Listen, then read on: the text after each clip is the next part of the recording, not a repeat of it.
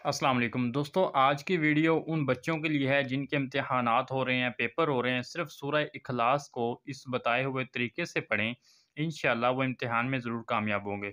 इसमें तरीका कौन-सा है वो मैं आपको बता देता हूँ। तो ये कितनी मरतबा पढ़ना है, कैसे पढ़ना है, मैं सारा आपको बता देता हूँ। तरीका सुन लें, लेकिन तरीके से पहले ये है कि अगर आपके इम्तिहानात हैं, पेपर वगैरह हैं या किसी भी मामले में आप दुआ करवाना चाहें, तो अपना नाम और क्लास लिखकर हमें कमेंट्स कर दें। हम दुआ करते हैं कि अल्लाह ताला आप सबको कामयाब फरमाए। तो अब तरीका सुन लें।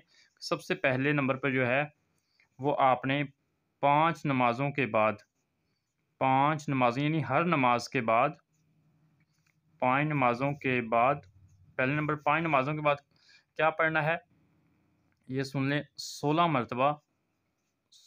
मरतबा सूरह इखलास यानी कुल हुवल्लाहु अहद ये पढ़नी है, सूरह इखलास पढ़नी है, ठीक है? इसके बाद ये आपने कहाँ बैठकर कैसे पढ़नी है वो मैं बता देता हूँ। सूरह इखलास पढ़नी है।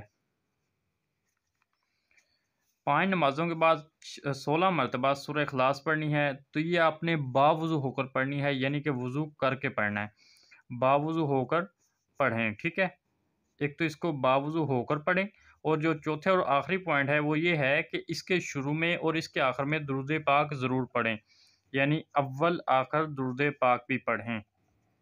अव्वल आखिर दुरूद पाक पढ़ें।